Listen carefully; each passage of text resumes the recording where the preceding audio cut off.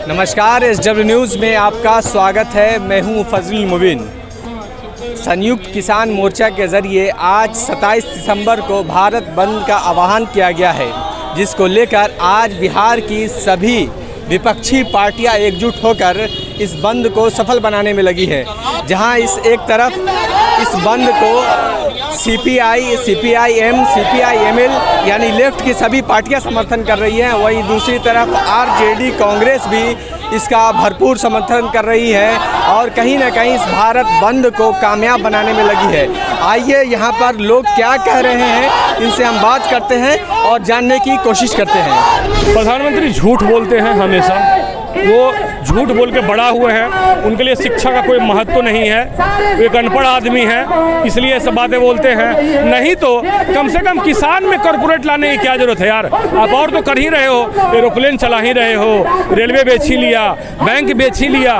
किसान एक मूलभूत चीज़ है, हम अनाज खाएंगे तभी आज हम यहाँ बोल रहे हैं, सुबह नाश्ता करके आए हैं। आप इतनी बड़ी आबादी 150 करोड़ लोगों की, हर आदमी का पेट जुड़ा हुआ है, अब आप उसको क्यों बेच रहे हैं? उससे क्या पैसा आप कमा लेंगे? यदि प्रजातांत्रिक पद्धति में केंद्र सरकार को विश्वास होगा, थोड़ा भी बचा हुआ होगा, तो निश्चित रूप से उसका फर्क पड़ेगा। और नहीं पड़ेगा तो यह देश अंग्रेज़ों को हटाने के लिए यदि 100 वर्ष लगा, तो इन अंग्रेज़ के दलालों को हटाने के लिए भी जितना वर्ष लगेगा, लड़कर उसको हटाने का काम करेगा। देखिए, अगर भारत बंद का असर सरकार अगर सचमुच जनता की सरकार है, तब तो भारत बंद का असर पड़ेगा। लेकिन हमारा मानना है कि ये सरकार पूरी तरह से कॉरपोरेट की सरकार हो गई है, उनकी दलाल सरकार हो गई है। इस पर जब तक ये सारी जनता लड़ने के लिए तैयार नहीं होगी, तब तक इन पर असर नहीं पड़ने वाला है। और उस लड़ाई की तैयारी जनता कर रही है। अगर नहीं लड़ेगी तो जनता आज मर जाएगी। दिल्ली के चौराहों पर किसान जो बैठा है, अब उसके सुधि लेने वाला कोई नहीं।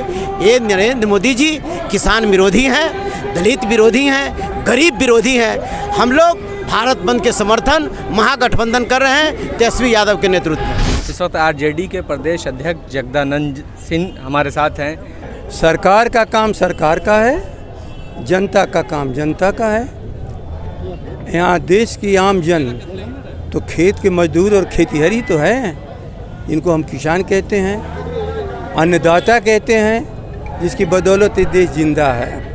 याद रख लीजिए, क्या सरकार करेगी क्या सरकार नहीं करेगी उनका विषय है। हम लोग का विषय है कि हमारी लड़ाई ये चलती रहेगी जब तक परिणाम नहीं निकलेगा तब तक। और यदि सरकार नहीं मानेगी तो सरकार हटाई जाएगी।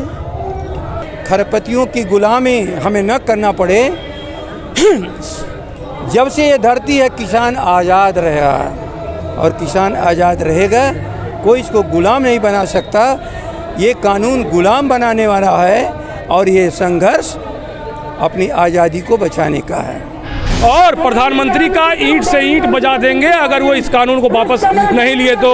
अंबानी अडानी बचेगा नहीं, आप उसको दे भी दीजिएगा ना तो बचेगा नहीं। जैसी स्थिति आप देख रहे हैं कि 10 माह से हो रहे हैं, करीब हो रहे हैं, 600 से अधिक किसानों की जान भी चली गई है।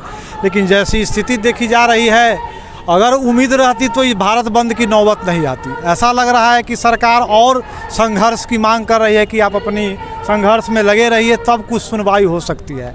और किसान ही नहीं, मजदूर भी परेशान हैं।